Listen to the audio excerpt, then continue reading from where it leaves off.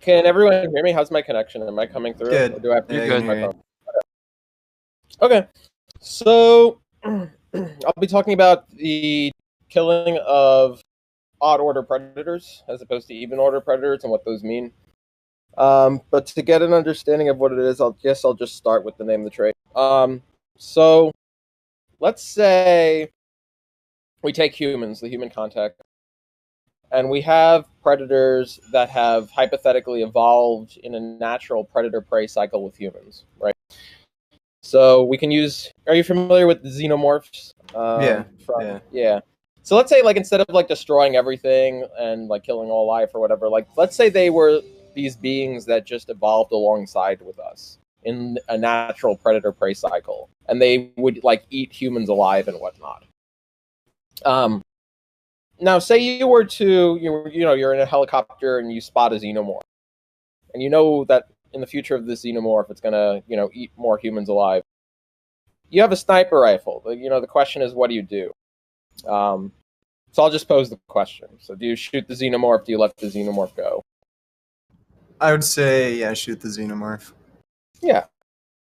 Um, and now notice that here's what you probably wouldn't say, right? I mean, you presumably wouldn't make the following cases to not shoot the xenomorph. For example, let's say I told you, well, if you shot the xenomorph, then maybe, more humans would be overpopulated and there would be some environmental harm from that. And, humans they cause the most environmental harm out of all species. Maybe we should really let the xenomorph eat the human alive. Maybe humans will suffer more because that human that would have been eaten by the xenomorph would contribute to overpopulation. There'll be less resources, especially if we do it in places like Africa or whatnot. Maybe we should let the xenomorph. Like, presumably, you wouldn't really find those arguments convincing enough to not shoot the xenomorph. Sure, just because of self-preservation. Yeah. Well, not self-preservation. Let's say this xenomorph wouldn't kill you; it would just kill other humans. Okay, so potentially other people you might care about. Yeah, like let's say it was just like this xenomorph that lived in Africa and would just kill African people. Um,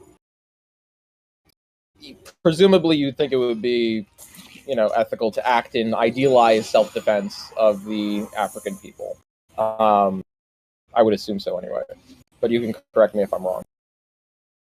Or let's say you didn't know any of the people, like when you say potentially people you care about. I mean, just hypothetically, let's stipulate you didn't know any of those Africans, but you knew Well, that the xeno. Yeah.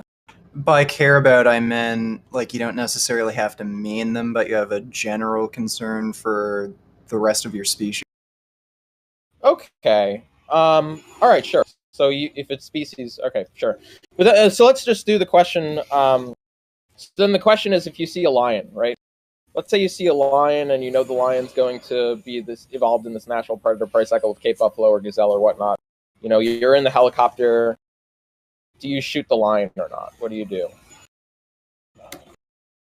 Yeah, I don't think I'd shoot the lion. All right. So then the question I'll pose to you is to name the trait.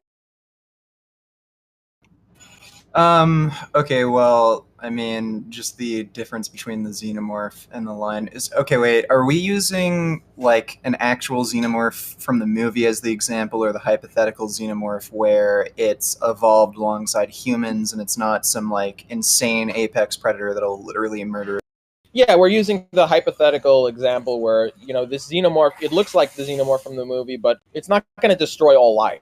It's going to just be in this natural predator prey cycle with humans. It will Okay, eat humans alive to the same degree. okay, so is the xenomorph as dangerous as the lion?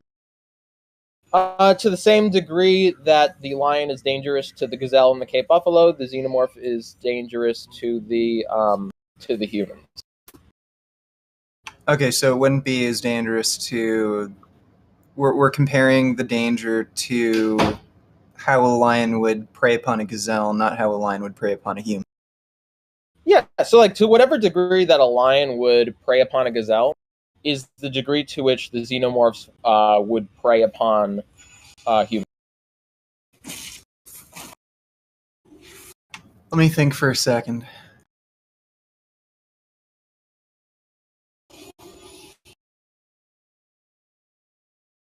Um,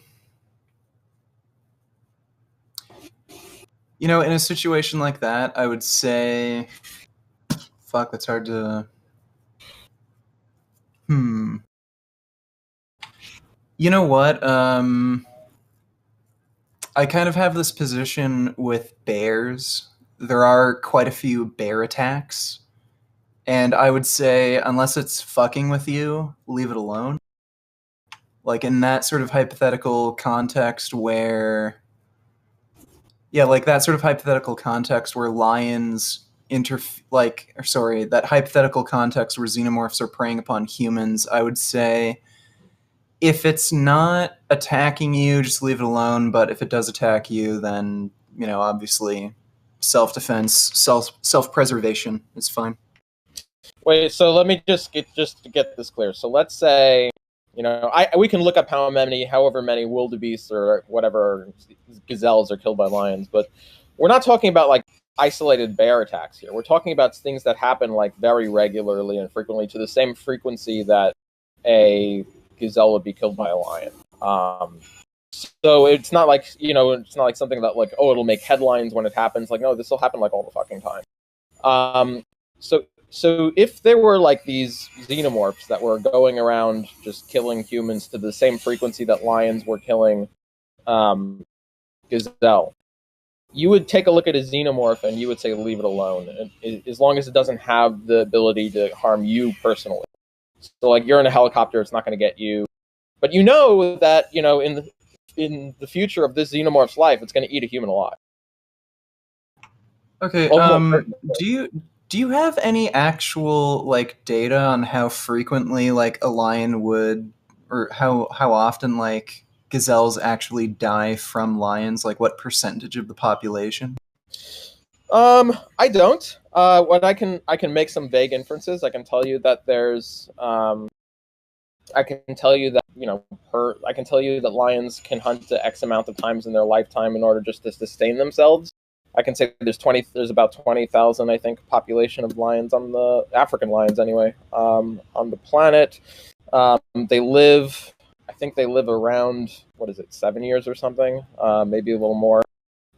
They need to hunt to sustain themselves. But let's just hypothetically say, just to avoid the empirical thing, I mean, we can look at the empirics, but I'm sure it's not going to be anywhere near, I mean, we can look this up, but I'm sure it's not going to be anywhere near like isolated bear killing instances. Well, yeah, I know that.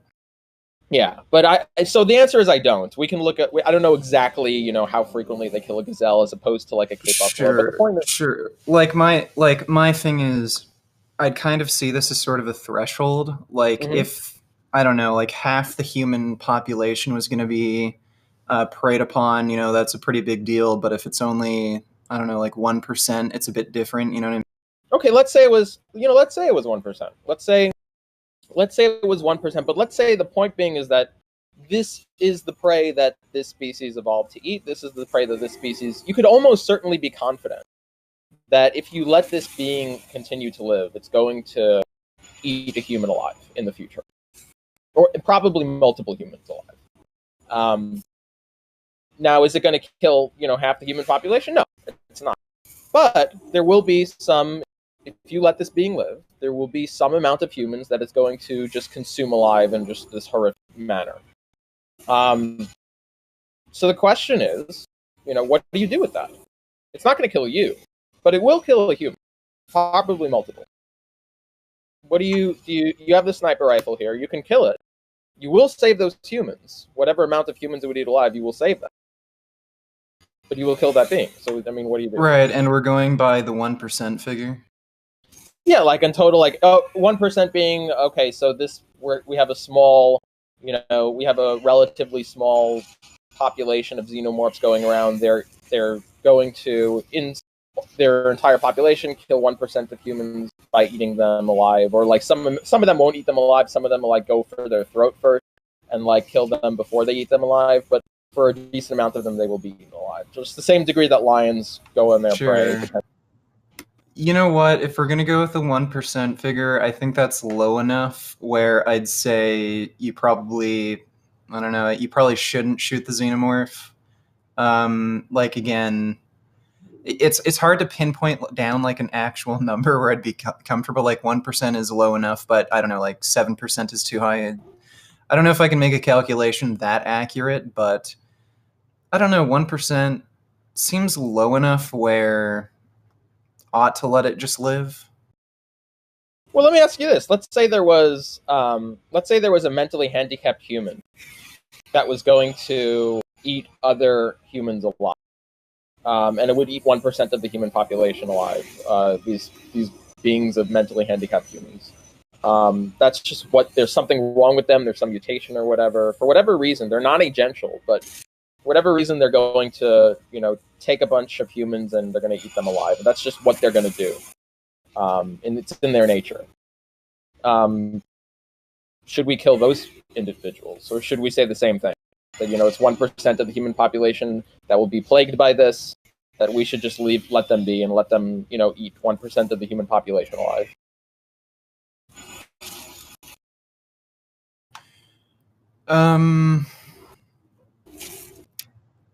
Yeah, I think I'd still hold that same position where if there's some chance that they'd end up killing a human, that's fine. I just think... Well, not chance. No, we're not. That's not what the hypothesis.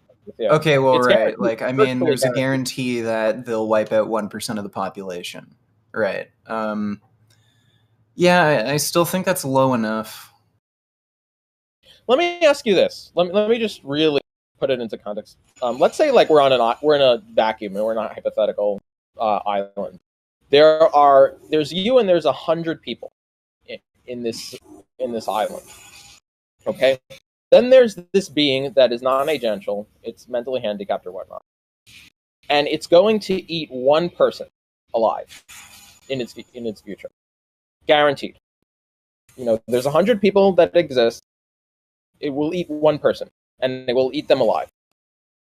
Do you think the right thing to do is to kill that being before it eats the one person alive? Or do you think the right thing to do is to let that person, or let that being just eat that one person alive? Okay, I get what you're saying now. All right. I think, yeah, probably in that context it would be moral, and I guess I'd have to sort of change my position a bit. I'd have to use some other sort of excuse, like,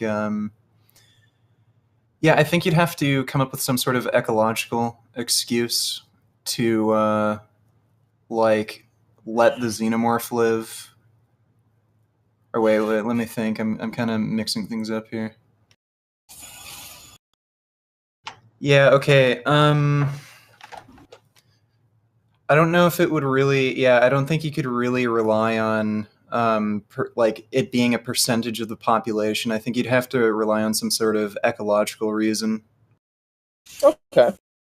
Now, the issue here would be with the human context. Whatever ecological reason you have to kill, whatever ecological qualms that you would have to kill by killing a lion, it seems to be the case. And if someone wants to reject this, they would really have to provide strong empirics. It seems to be the case that almost any argument you could make would probably hold true, if not more true, in the xenomorph context, because humans are the most ecologically destructive species. I see. Yeah, I'm kind of stuck.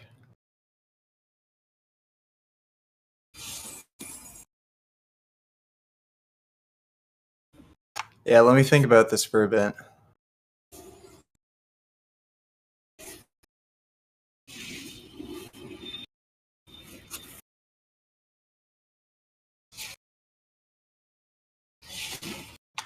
Okay, you know what? It definitely couldn't be an ecological reason, because then you could actually justify killing humans, and I've actually brought this up in a few debates I've had, actually, with hunters. Yeah, you wouldn't be vegan if you're going to go with the eco. I don't see why one would be vegan. Yeah.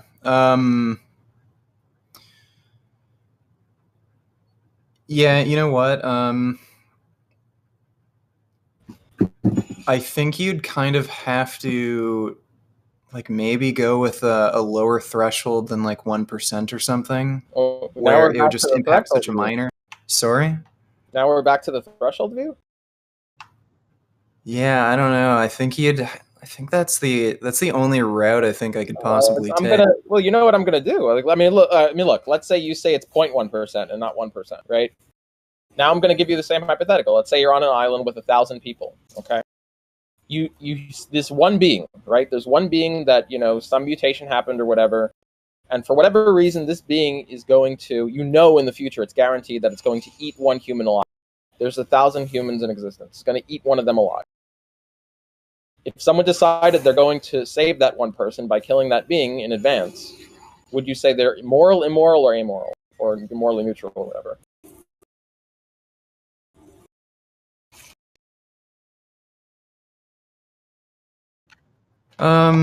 You know what? I'm gonna go with it being morally neutral to not kill it, So you and think it it's morally neutral to possibly kill being it? morally good to kill it. Sorry? Wait, so is it morally neutral and okay? I just want to get clarity. So morally neutral and possibly morally good? So it would be morally neutral not to kill it, and I'd have to think about it a little more, but I'd say it's possibly morally good to kill. So would you say it is morally neutral to kill lions and possibly morally good to kill lions?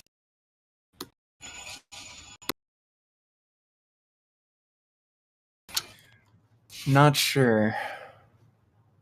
Let me think.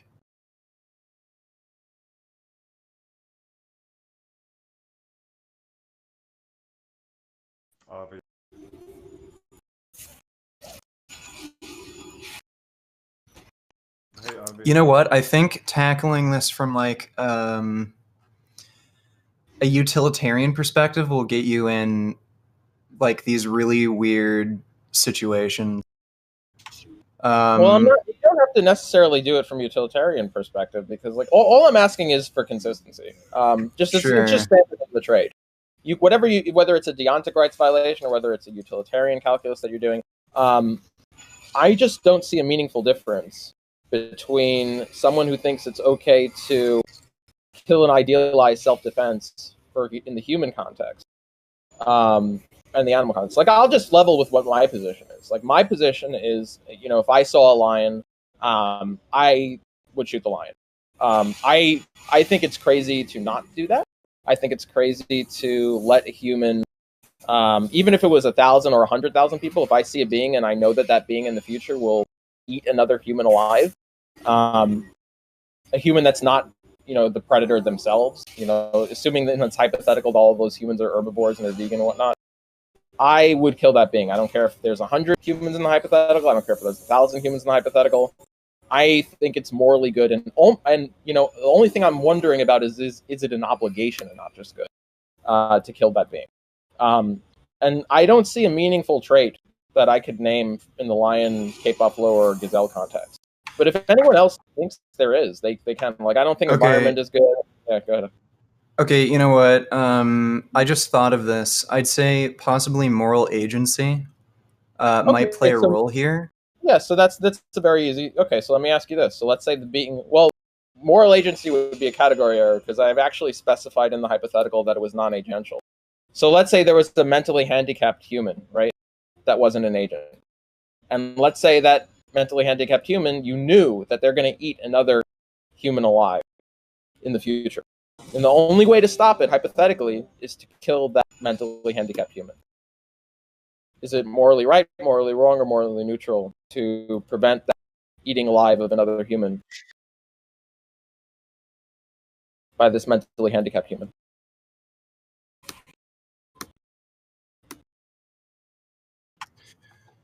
Okay,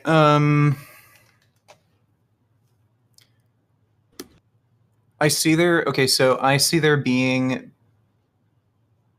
I really have to think about this. Yeah, no, it's not. This is not an easy one. It's not an easy one because we are very culturally conditioned that, there's so many things we've been conditioned into. One thing we've been conditioned into is that, if something happens in nature, it's like, it's okay because it's the natural cycle or whatever. The other thing is like, killing predators is bad because, like all these bad things will happen in the future. Environment, lions, we've been culture conditions like, the lions kind Okay, of you look a know little what?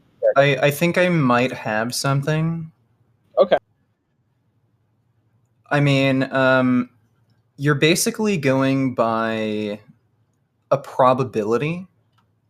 Um, a Mm-hmm. lion or tiger in the wilderness, or like the hypothetical xenomorph. Mm-hmm. Since they prey on numerous different animals, like a lion might kill a gazelle or might kill some other Mm-hmm. smaller animal that it can get a hold of. I know tigers prey Mm-hmm. on a number of different animals, like peacocks Mm-hmm. and shit.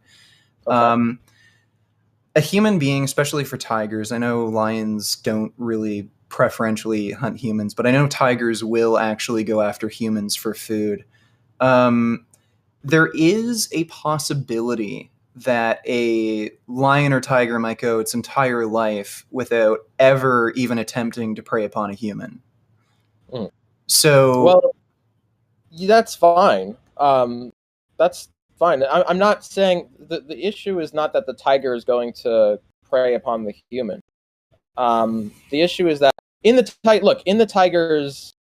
tiger's entire existence, it's going to almost certainly kill a herbivore. Is my concern. It's almost certainly going to kill a sentient being that is not going to eat other sentient beings. Well, there may be incidental accounts that are similar to the crop death context, like if an insect, which we don't know is sentient, may be incidentally eaten by a herbivore or whatnot. But I'm not talking about that. The point is that the concern is that there is going to be a case, almost guaranteed, whether it's a lion or a tiger or whatever predator, that they're going to basically be guaranteed to eat a herbivore that is going to be sentient, and they're going to probably eat it a lot. Um, right, so okay. I Okay, just don't. wait. Yeah, go ahead. So would this moral principle apply to omnivorous animals that could actually potentially survive without ever eating meat, but chances are throughout their lifetime they would? It wouldn't, because I don't see that as different than the crop death context. Okay. Yeah, I don't see a meaningful differentiator between, like, let's say hypothetically, we don't know that insects are sentient, but if they were sentient, one could say, oh, but what about a gazelle that would eat an insect when it's eating plants? Like, okay, first of all, like, there's so many problems with that. Like, number one, we don't know they're sentient. Number two, I mean, really, the biggest issue is I don't see a meaningful differentiator between that and the crop death context that we already accept as being okay in the vegan context. Um, and the degree, you can talk about degree of sentience and all those things. But the main issue here is that it's almost guaranteed that a lion is going to be eating a sentient herbivore, and probably eating it alive, and probably eating multiple. Same thing with a tiger. And I'm just asking for the trait difference between those sentient herbivores and us, such that it no longer is okay to act in idealized self-defense.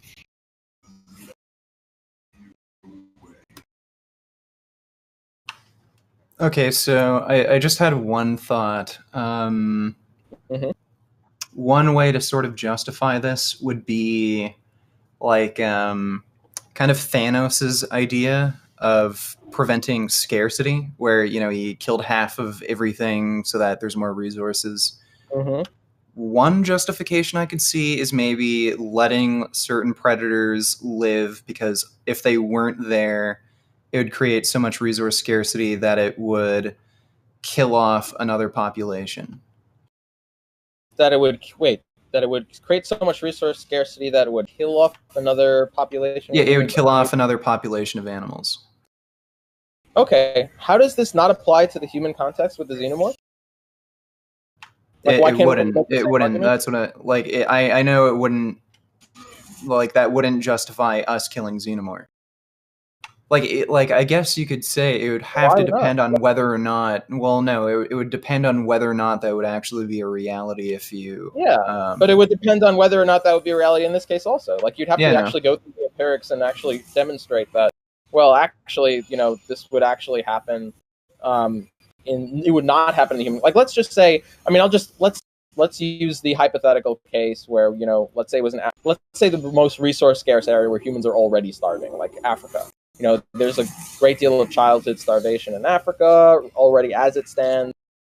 let's say there was an African xenomorph that would just kill Africans, right? Now, if you could make, I don't see why you couldn't make that argument for the xenomorphs. Like, okay, the xenomorphs are killing the African population, they're keeping them under control, it's already a resource scarce area. Why wouldn't we think that if we didn't kill the xenomorphs, that the same thing wouldn't happen, or couldn't, or wouldn't, or be less likely to happen than if we killed predators in the wild? Well, yeah, you'd have to use some sort of like empirical evidence to prove that, but that was just one justification I thought of. Yeah, but without the empirical evidence, the justification wouldn't really help. And you'd actually have to be comfortable with that sort of thing being a justification with humans. Like, in other words, if this were true of humans, like, then I'm okay with like letting predators just mop the floor with humans. That's something you would have to be comfortable with. Yeah.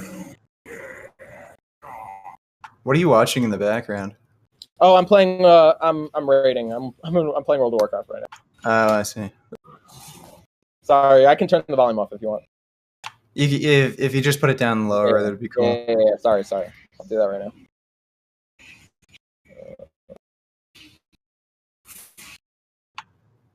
now. Yeah, I'm just thinking of some other thing.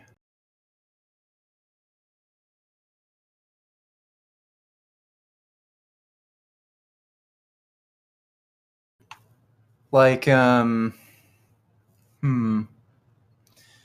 mean, there is an absolute guarantee that a certain amount of human beings will end up killing other human beings. Wouldn't that, like, same sort of, principle of killing predators apply to humans as well that you have? Well, notice that that's different, because there's a guarantee. I agree. There's a guarantee that some amount of human beings will kill another amount of human beings. But if you point to any individual human, it's not the case that there's a virtual guarantee or almost a guarantee that that individual human will kill another human, which is the case with the lion or the tiger.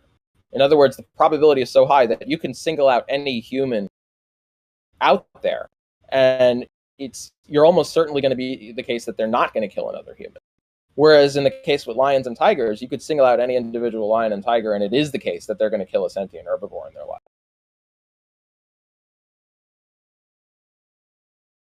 Okay, well, wait. That would apply to humans then.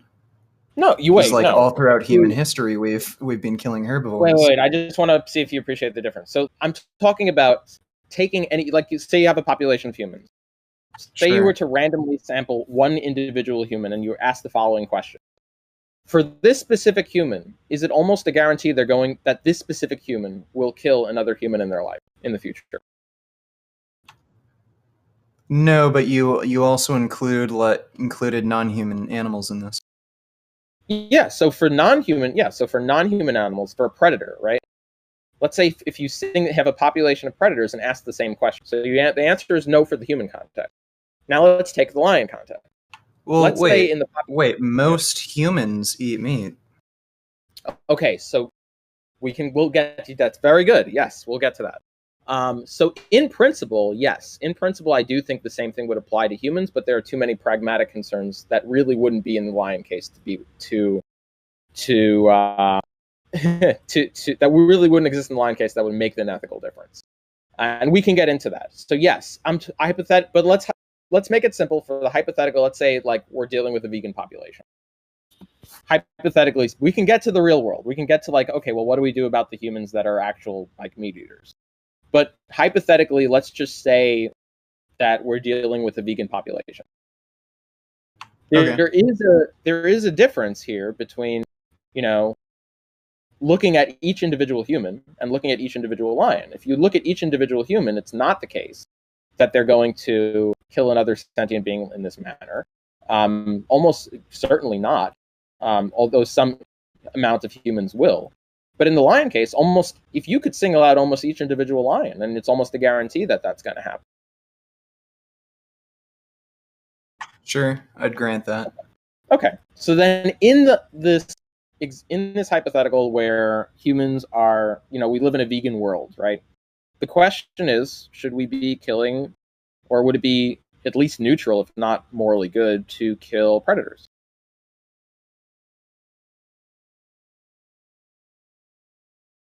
Yeah, it would be at least morally neutral. Okay. All right. Morally neutral, if not morally good. I think it would be morally good. But anyway.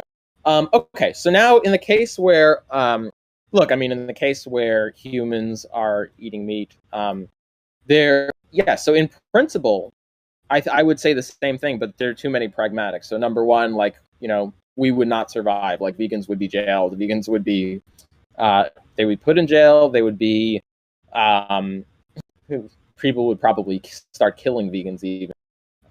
It's not a fight we're going to win. Also, it's just also, and if that happens, you're just going to let the animal agriculture industry continue for longer than that, because there wouldn't be vegans to advocate for any of this, and it would just create far greater suffering, because we wouldn't be there to in other words, all the accomplishments we've been doing, um, wouldn't be there anymore.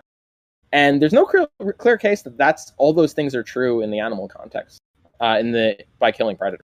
Um, Maybe there are certain laws that we kill in jail, but there are certainly cases where we can kill predators where we're not going to be arrested, and we're not going to be looked at as these completely horrible people, and we're not going to undo all the good that we did. And so there's a clear symmetry breaker in the case with humans that are just eating meat, such as the pragmatics really wouldn't make it the case that it would be ethical to kill them. Although in a vacuum, I will grant it. In a vacuum, if a human's going to go over and shoot another sentient being, I do accept idealized self-defense in that case, in a vacuum hypothetical. And if someone doesn't think that's the case, then, name the trait with the human killing another human.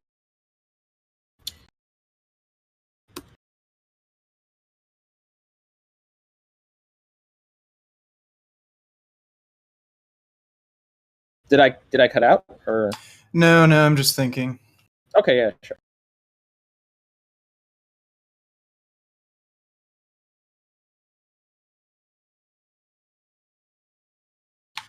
Yeah, I think we have like this idea of fairness that, since these animals are in a situation where they have no other choice, and I think we're especially sympathetic because they don't typically prey upon us, that we're kind of sympathetic to the situation. Mm-hmm. Yeah, why shouldn't I think we should be a little more sympathetic to the deer and the Cape buffalo that don't want to have their intestines ripped out of their bellies while they're alive, and don't want to have their Sure. yeah. Like, I know Richard Dawkins has kind of mentioned this a little bit. He kind of has a similar argument where he's mentioned, like, we think we deserve to live, but, a lot of people think it's fine to kill and eat animals. Like, where in our evolutionary history was it okay to kill and eat us? Like, at one point we were basically rats or something similar. Yeah. Yeah, I mean, I guess I could kind of use that. Like, one reason we're humans is because we were actually preyed upon by predators, and we got to this level of intelligence because we were preyed upon. Like, do you think that could maybe be used as a justification to just leave wild animals alone? I don't think so. No. No, it's just descriptive. So yeah, so like even if it was I mean, look, a carnist can make that same argument for like eating meat, wouldn't they? Like, okay, like one of the reasons we got here so smart was because that we went through all this history, and we made use of all the food we have, including eating meat, even though we don't need to eat meat right now. This happened in our evolutionary past, and that's the reason we're here today. And so why can't we eat meat now? What's the difference between that and someone saying like, oh, I don't even know. Like, I'm sorry, what was the justification for killing? So I'm saying the reason we're human today and we are the way we are, like the reason we're this intelligent and everything, is because we had predators that preyed upon us, and this whole symbiotic relationship, it created the beings we are today. Okay. I don't think you could technically call it symbiotic, but you know what I mean. Oh, so why not accept the xenomorphs?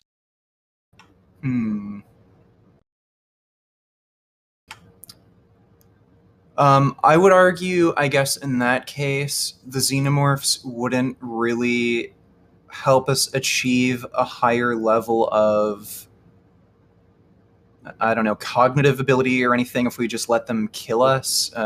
So Lions, I guess that would be. lions don't. Oh, let the lions. The lions aren't doing that either. The lions aren't helping like other animals have a higher level of cognitive ability or fitness. Oh, maybe yes, maybe no. I'm actually agnostic on that. And I would actually be agnostic on the xenomorphs too.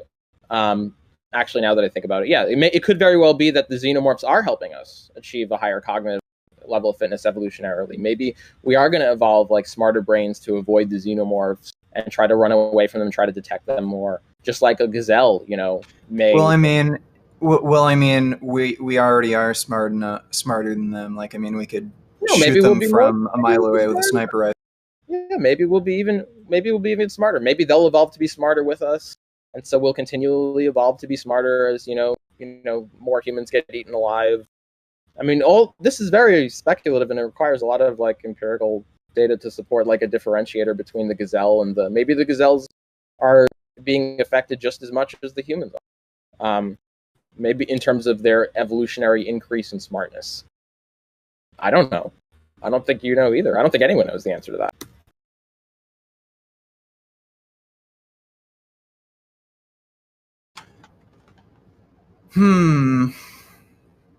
Just trying to think of other sort of avenues to take this.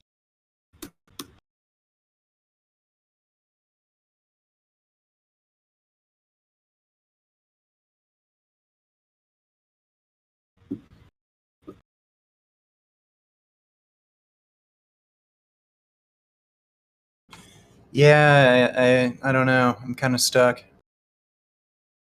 Well, you don't have to be stuck, Richard. You could just accept the position. Yeah, I know. Yeah, I don't know. There's just a weird gut feeling. I know. I know, uh, Richard. I know. It's very weird. It's weird because we're culturally raised our lives. Yeah, I know. Yeah. I'd say, yeah. I mean, I think I'd say right now,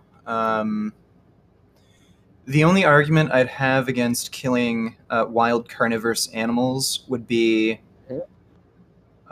potentially if the ecological consequences could be so great that it would actually end up harming us and causing more human deaths. That's the only real argument I could think of. Yeah, but of course the same thing applies to the xenomorph. Yeah, I'd accept that. I would say if the ecological consequences would be so great that it would actually end up harming us, that it could be justifiable. And I mean, if there were a case where there were some predator that only preyed upon one specific species, if removing that predator would actually end up causing more suffering and death to that species that's preyed upon, I'd say it's unjustifiable to kill that particular predator. Yeah, sure. I mean, and the same thing presumably would apply in the xenomorph context. Yeah. So I think that's the only position I have right now. But wait, but that doesn't like get you where you want to go. Like you actually have to make the case like that. In the lion context, like if we remove the 20,000 lions, that the ecological consequences would just be so great, far greater than all the herbivores that those 20,000 lions would eat alive. But the xenomorphs, like, no, like the consequences would just, the utilitarian calculus would just work out such that the consequences would be not as great. Like that's an empirical case that would really need to be, if one wants to take a utilitarian view on this. I think pure utilitarianism is insane, but even if one wants to be a pure utilitarian, they have all the work ahead of them to actually make this justification go through. Wait, can you repeat that again? Yeah. Yeah, so you can't just so in order to make the justification go through, you can't just assert that it would be the case, or that it is the case, that if it would be the case, then it would go through. Sure, I grant that on utilitarianism. I just have to prove it. Yeah, you actually have to show that the empirics actually work out that way. That in the case of the 20,000 lions eating the gazelle, that the environmental or whatever external downstream consequences would be so great that it would outweigh whatever amount of suffering would be caused by those lions eating the herbivores alive. But in the case of the xenomorphs eating the humans alive, eating these in a vegan world, in the case of the xenomorphs eating the humans alive in this vegan world, then it would not be the case that the consequences would outscale, or the consequences would be greater. That's an empirical case that you actually have to make for that justification to go through. And if you're not able to do that, then you'd just be agnostic. Be like, okay, maybe it's just morally neutral to kill the lion. Well, okay, sure. Like I can grant that for now. Yeah. Okay. Like, if the data did not exist, like you wouldn't. If the data didn't exist, you'd be still in favor of killing the xenomorphs. You wouldn't you wouldn't take a neutral position. Let's just leave it alone until the data's. Yeah, I mean, just the same way if someone's going to kill, if a human's going to kill another human, like if a mentally handicapped human's going to kill another mentally handicapped human, eat them alive, my position would be, okay, well, yeah, I'm not going to be there saying like, oh, well, maybe, I don't know, like, yes, it looks really bad that this human's going to eat another human alive, but maybe there's some utilitarian calculus downstream that would happen such that, somehow along the way, God works in mysterious ways, whatever. I'm being facetious, but somehow along the way that there would be like more harm done by just having another human in the world. So let's just sit there and watch while the human gets eaten alive. Like, no, that's not. I couldn't see myself taking that position unless like the data really actually showed that. Because you could, by the way, if you want to say that, I don't see why you wouldn't grant like people hunting invasive species. Because they can make the same argument. They can say, okay, well, yes, I'm hunting an invasive species and I'm eating their flesh, but look at what's going to happen if I don't hunt them. There's going to be all these ecological downstream consequences. And if they can't prove the data, they can just say, well, I don't know. The data doesn't exist. Why wouldn't you at least be agnostic about what I'm doing? Why wouldn't you at least say what I'm doing is morally neutral if I'm hunting invasive species and eating their flesh? Like, why would you take a vegan position? Sure. Yeah, I mean, I would require a very strong degree of empirical. If someone wants to make the case that if we didn't kill invasive species, that there would be these downstream consequences that would just be so great. I actually expect them to provide evidence for that, and I expect them to make a strong case for that. I'm not just gonna. Sure. And if they can't, I'm not gonna just be like, oh well, I guess what you're doing is morally neutral. Okay. Well, I think. Yeah, I think right now, then, I agree with your position, then, for the most part. All right, cool story. Hey, good talking to you, Richard. And let me know if you think of anything else. Yeah. See, Richard sounds we were like gonna me have right now. You sound exactly how I sounded after talking to him about this, which is just like defeated. Like, why do we have to take this damn attitude towards lions? But I was in the same place. I was just like, I don't know really what else I can say to this. Yeah, I just have to think about it more. I can't really think of anything else. Yeah, if you come back with the answer and defeat Avi, I'll be very happy, because I have an intuitive bias towards lions also. Yeah, and whenever you want to have that abortion debate. Oh yeah, we have to do a data exchange first, so I'll have to get the data ready for you. Yeah, sure. I saw some of the. Yeah, go ahead. Sorry. Well, I saw some of the stuff you posted about fetal sentience. Yeah. I think most of the papers you're probably aware of. Because most of the papers are papers that actually some of the papers I'll be sending are papers that you've actually used in abortion debates. Like which paper was that? I think I've only relied on two. There was one about pain, and it's technically different than sentience. I mean, you could have sentience without pain, like the ability to perceive pain. I use that kind of as a supplementary thing because some people bring up pain specifically. Oh, when is the capacity for sentience acquired? That's the one. Yeah, that's one I've seen used. But yeah, so that's one. And then I'm just gonna have to send you like a lot of EEG data, and let's see. Oh, and then there's some embryology data, and comparative anatomy data that I'll be sending you. I do have stuff on my plate though, even though I'm playing World of Warcraft right now. I have actually have a Holocaust debate set up with Mike Enoch and Eric Stryker. So there's like high impact debates that I like to do one at a time, like the anti-vaccination debate. The reason I call them high impact debates is because there are either a lot relying on the debate, or there's like a lot like if I lose the debate, then I actually do believe people are going to die, or sentient beings are going to die. Like the anti-vaccination debate is one of them. I consider the Holocaust debate one of them, and then of course the abortion Holocaust. That's one of them as well. But yeah, we'll make it happen though. But do patient with.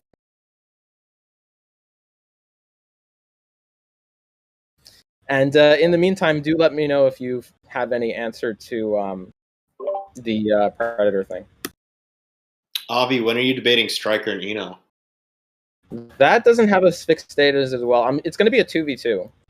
It's going to be myself and a master's PhD candidate in history versus Mike Stryker and Eric Stryker and Mike Enoch. What points are you going to argue? What? Are you gonna argue historical points, or are you gonna argue some kind of moral? No, I will be taking the PhD candidate in history will be arguing the historical points. I will be making the empirical points. I'll be arguing the forensic evidence and whatnot. Okay. How many bodies were at this place at this time or something? Or cyanide data, which I've seen them talk about, and they're hilariously insane. I've seen them talk about Rudolph and Leuchter and Ball and Matano and and Marco and their criticisms of Markowitz and all that.